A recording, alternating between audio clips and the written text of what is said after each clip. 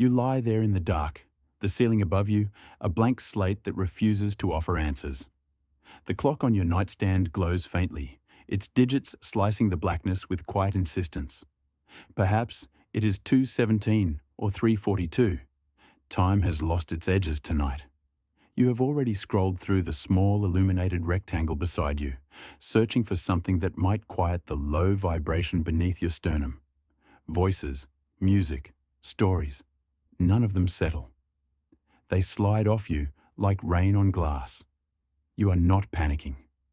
This is not the sharp anxiety of crisis. This is something softer, more persistent, a sense that you are floating slightly above your own life, unanchored. Days arrive without ceremony and leave without farewell. Monday feels like Tuesday. Friday blurs into Saturday. And Sunday, once a day that carried weight, now simply fills space until Monday returns to claim it again. You turn onto your side. The sheet whispers against your skin. You try to remember when Sundays felt different. Not better, necessarily. Not easier, just shaped. Everyone moved inside the same slow current. The bells rang at the appointed hour, whether anyone listened or not. Bakeries exhaled warm breath into cold streets. Families gathered, grumbled, laughed, prayed, or simply sat in the same room breathing the same air. Even the dissenters, the ones who stayed home or walked the opposite direction, knew they were dissenting against something shared. The rhythm was there. It held space for you, even when you resisted it. Now the rhythm has splintered. Someone on the other side of the city is working through the night. Another is traveling across time zones. A third is watching a screen that streams from anywhere, anytime. You can buy groceries at midnight, watch worship at 3 a.m., call a friend on the opposite side of the planet while they eat breakfast. Freedom has arrived, vast and borderless. And yet tonight, in this small room, freedom feels like driftwood. You close your eyes and let the thought form slowly. You do not miss the past because it was gentle. You miss it because it gave you placement. Not in geography, you know where your body is, but in chronology.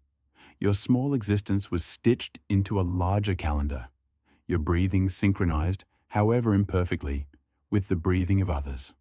When the bells rang, something inside you knew the hour. When the shops closed, the silence had meaning.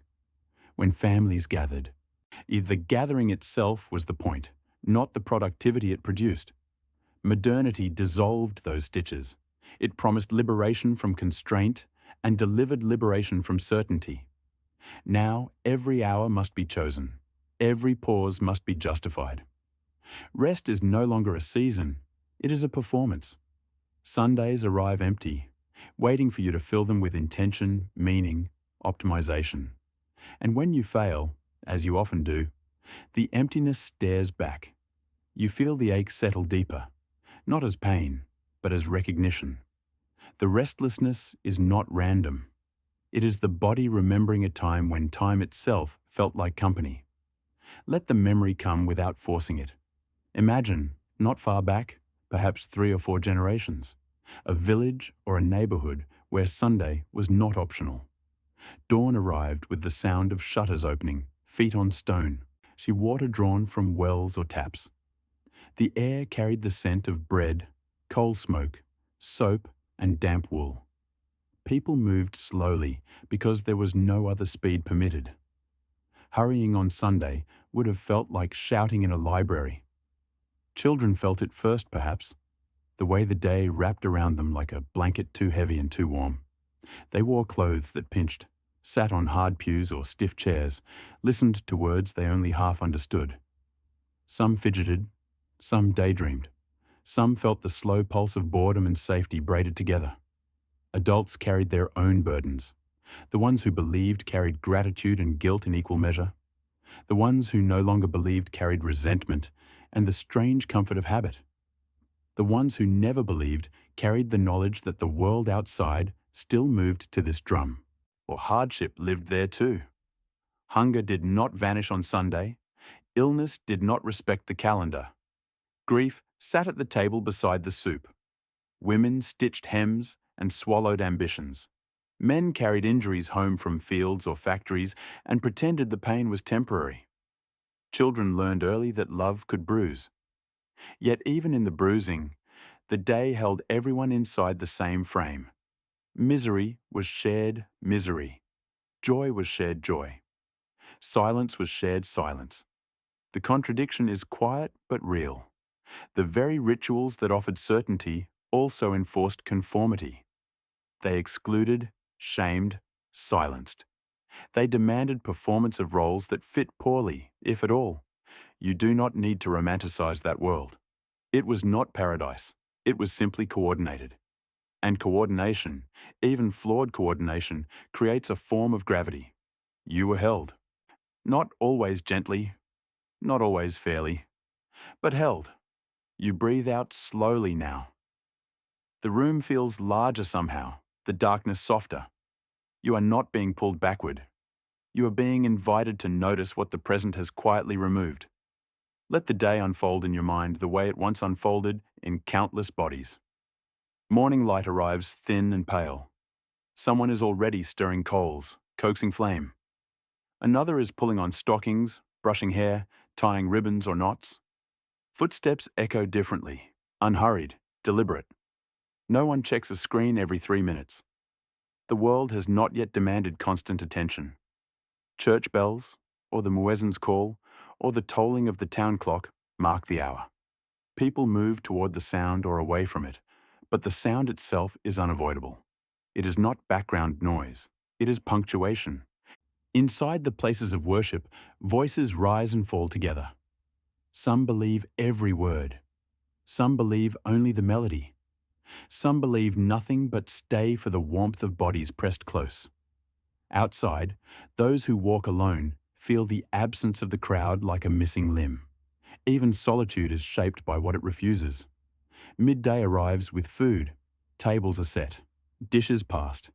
Conversations circle the same subjects: weather, health, neighbours, the sermon, or its lack. Laughter erupts in short bursts, then fades. Someone tells a story everyone has heard before. Someone else disagrees, mildly. Forks touch plates. Chairs creak. Time stretches. Afternoon brings quiet. Some nap. Some read. Some walk. Children run in the streets or fields, their shouts carrying farther because fewer machines compete with them. The light slants lower, thicker. Shadows lengthen across floors and pavements. Tea is poured, or coffee, or something stronger. The day begins to fold in on itself. Evening arrives without announcement. Lamps are lit. Windows glow yellow against the deepening blue. Families sit again, or alone people sit with their thoughts. Radios murmur in some houses. In others, only the fire speaks. The day has done its work, not of achievement, but of repetition. It has reminded everyone that tomorrow will arrive, and the day after, and the pattern will hold. You feel the weight of that pattern now, not as nostalgia for perfection, but as nostalgia for predictability. The past did not spare anyone suffering. It simply suffered in chorus. Modernity scattered the chorus. It gave each voice its own microphone, its own stage, its own schedule. The gift was real. The cost was invisibility. No one waits for you anymore. No bell tolls to tell you the hour is sacred. No collective exhale signals that rest is permitted. You lie still. Your breath has slowed without effort. The restlessness has not vanished, but it has changed shape. It feels less like drift and more like longing. A longing not to return, but to understand what belonging once felt like. Belonging was never only warmth. It was also friction. It chafed. It confined. Yet it also cradled. It said, "You are here, inside this hour, inside this season, inside this people." Your small heart beats beside other small hearts. The sound is not harmony. It is simply simultaneity. You do not need to rebuild that world. You could not, even if you tried. The bells have rusted. The tables have been replaced by screens. The rhythm has fragmented into 1,000 personal tempos. But the longing itself is ancient. It is the body remembering that once time was a shared garment. You wore it differently, perhaps uncomfortably, but the cloth touched everyone. Let that recognition settle. You are allowed to miss the garment without wanting to wear it again. You are allowed to feel the ache without demanding a cure.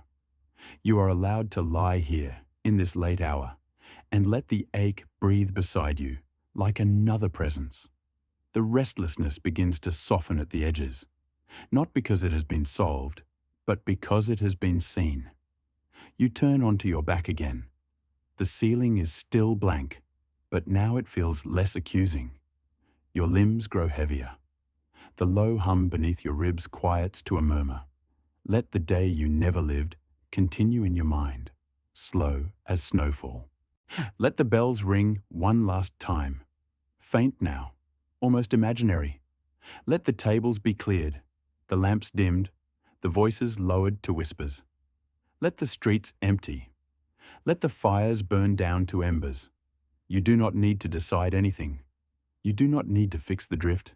You only need to notice that the drift itself is a kind of motion, and motion, even aimless motion, eventually tires. Your breath lengthens, in and out. The room holds you loosely. Somewhere, far inside, a quiet certainty arrives. Not loud, not triumphant, but steady as a heartbeat you no longer need to chase. The certainty is simple. You are here, now, in this dissolving moment. And once, long ago, others were here too, breathing in the same slow measure. That simultaneity cannot be recovered, but it can be felt faintly, like warmth from a fire that went out hours before. You do not need to mourn it dramatically. You only need to let it pass through you. Let it pass. Let the memory of synchronized days fold itself smaller and smaller until it fits inside your palm, light as ash. Let your hand open. Let the ash drift upward, weightless. Your eyelids grow impossibly heavy. The world beyond your room continues its 1,000 tempos.